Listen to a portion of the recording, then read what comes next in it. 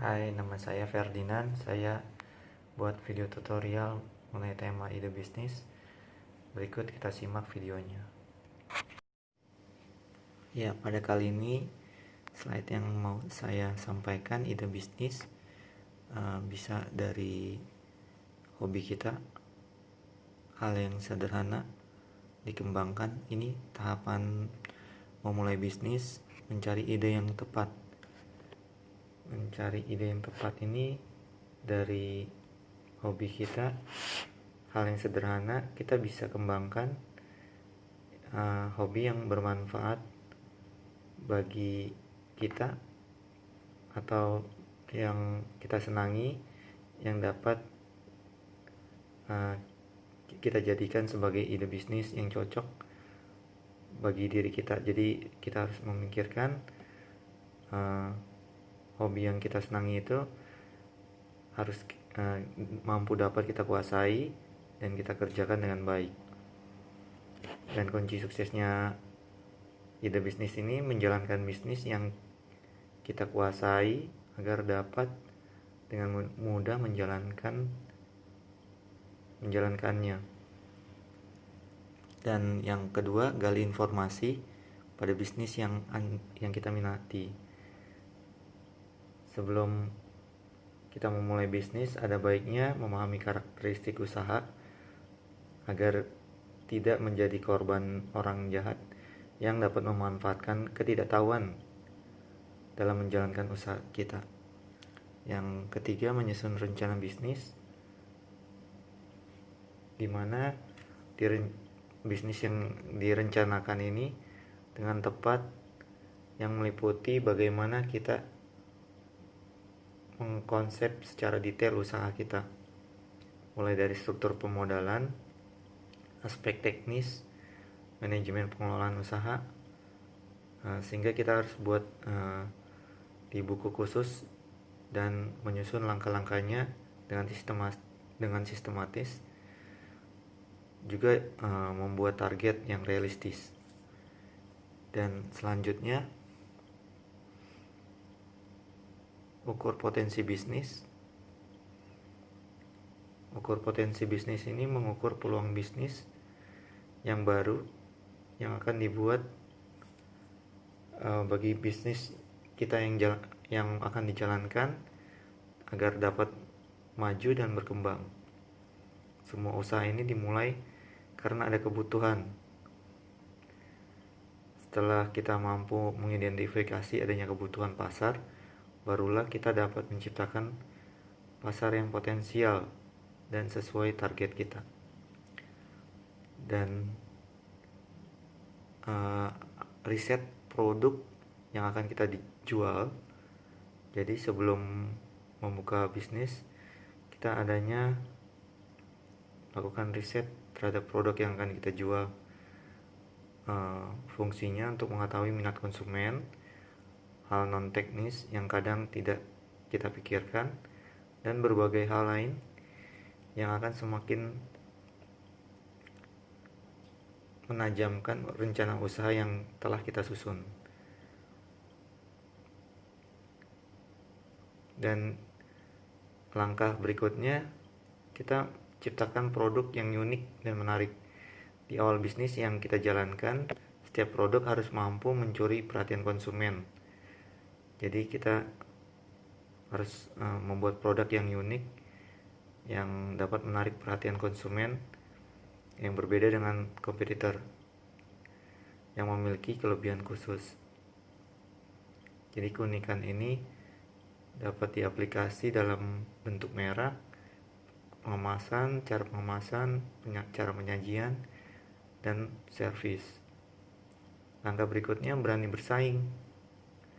Persaingan bisnis merupakan suatu yang mutlak yang kita hadapi dalam bisnis. Jadi kita harus siap dalam persaingan, mulai dari rancangan produk yang mampu bersaing, dan mental pembisnis yang kuat dan tahan banting, serta kemampuan memperbarui ide dengan hal-hal baru yang lebih baik. Langkah berikutnya, utamakan kualitas. Bersainglah dengan meningkatkan kualitas, bukan menurunkan harga. Jadi kita harus memberikan kualitas produk kita yang baik, yang membuat konsumen jauh memikirkan harga ketimbang kualitas produknya, sehingga konsumen dapat membeli harga dengan sedikit mahal dengan kualitas yang baik. Dan langkah selanjutnya promosi yang tepat. Promosi sangat penting bagi bisnis usaha kita, menaikkan citra produk yang akan dijual yang tepat sasaran, dan hindarilah promosi yang membuat konsumen terganggu, seperti kita dapat membuat pamflet kecil yang disebarkan ke masyarakat, kartu nama yang disisipi informasi produk, keikutsertaan dalam event yang melibatkan masa sesuai dengan pangsa pasar yang kita bidik.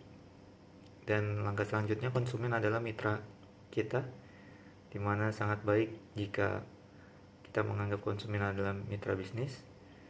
Bahkan mereka bisa menjadi konsultan bisnis kita dan meminta pendapat mengenai produk yang kita jual.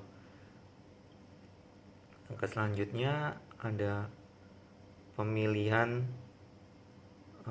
lokasi yang bisnis yang tepat, dimana mempertimbangkan lokasi yang tepat untuk berjualan atau memulai usaha kecil dalam bidang penjualan promosi. Yang terbaik adalah lokasinya. Finansial, jika kita tidak punya modal sendiri untuk berbisnis, kita bisa meminta bantuan keuangan pada pihak lain, dan kita harus lebih berhati-hati dalam memilih masalah administrasi keuangan, karena banyak terjadi kasus penipuan dan banyak partner juga yang curang. Jadi kita harus menempatkan orang yang dipercaya untuk mengawasi keuangan. Berikut cara memilih bisnis yang tepat. Di sini pilih bisnis sesuai kemampuan Anda. Fokuslah pada satu bisnis dahulu. Ada baiknya kita memilih waralaba, dan waralaba itu merupakan langkah yang baik untuk melalui proses, karena mereka yang bekerja keras untuk kita. Mereka sudah memiliki modal usaha yang teruji, panduan baku untuk menjalankan usaha, menghabiskan jutaan dolar untuk membangun brand dan lainnya. Memang saat kita membeli waralaba, hal ini membutuhkan dana yang besar dengan proses tidak sederhana. Berikutnya, hambatan dalam memulai bisnis. Ada SDM yang buruk,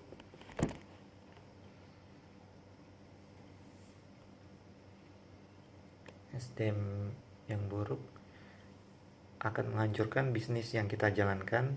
Jadi kita membutuhkan tim kerja dan spesialisasi untuk mengembangkan usaha kita. Jadi kita harus berinvestasi pada manusia untuk membesarkan perusahaan dengan SDM yang baik. Lalu kemudian hambatannya ada membuat produk yang tidak diinginkan konsumen. Jadi kebanyakan kegagalan usaha ini dari produk yang tidak dibutuhkan konsumen. Dan hambatan lainnya ada tidak melakukan analisa SWOT, strength, weakness, opportunity, dan threat, kekuatan, kelemahan, peluang, dan ancaman, dan terus mengawasi para pesaing kita dalam menyusun rencana. Sangatlah penting bila persaingan terus terjadi.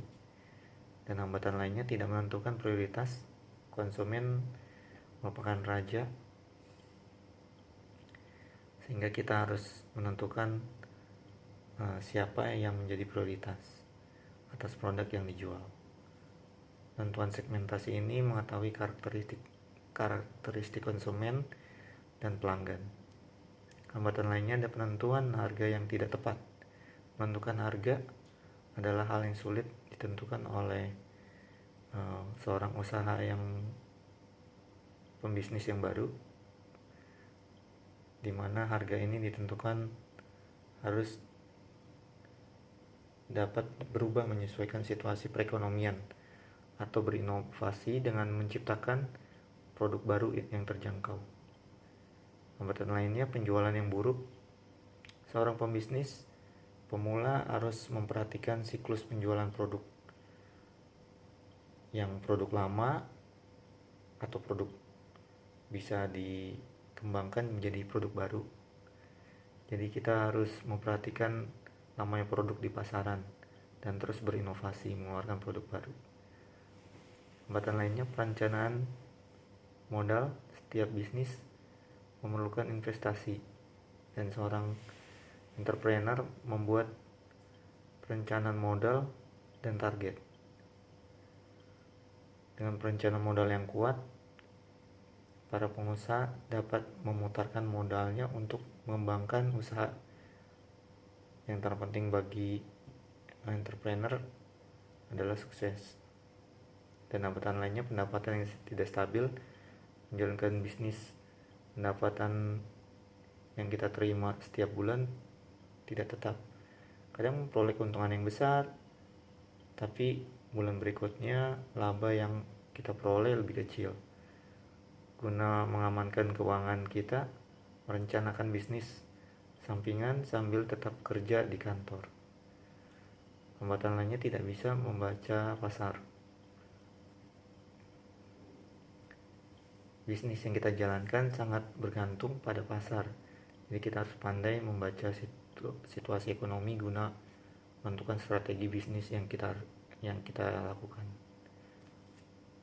Berikut cara mengatasi hambatan dalam bisnis. Proposal usaha dengan rincian modal yang dibutuhkan sebelum mengajukan pinjaman maupun mencari partner kerja. Dengan membuat proposal, maka calon partner kerja kita lebih percaya dan tidak ragu dengan bisnis yang kita jalankan. Lalu kemudian cara berikutnya mengatasi rasa takut terhadap kegagalan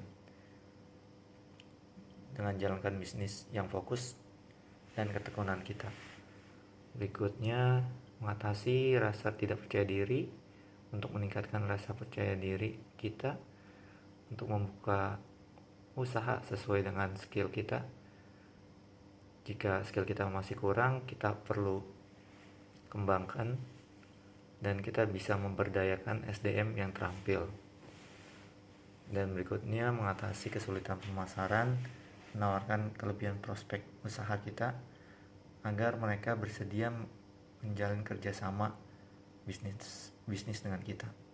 Membuka jaringan pemasaran ini dengan berbagai perusahaan besar untuk membantu memasarkan usaha kita.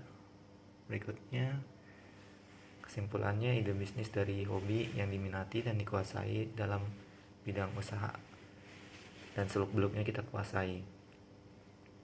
Memperhitungkan modal yang dibutuhkan dengan keuntungan, kemampuan produksi sendiri, dan mengelola riset and development kita pegang dan kita kembangkan, dan memiliki jaringan distribusi dalam menjual, memasarkan, dan mendapat bahan baku mentah,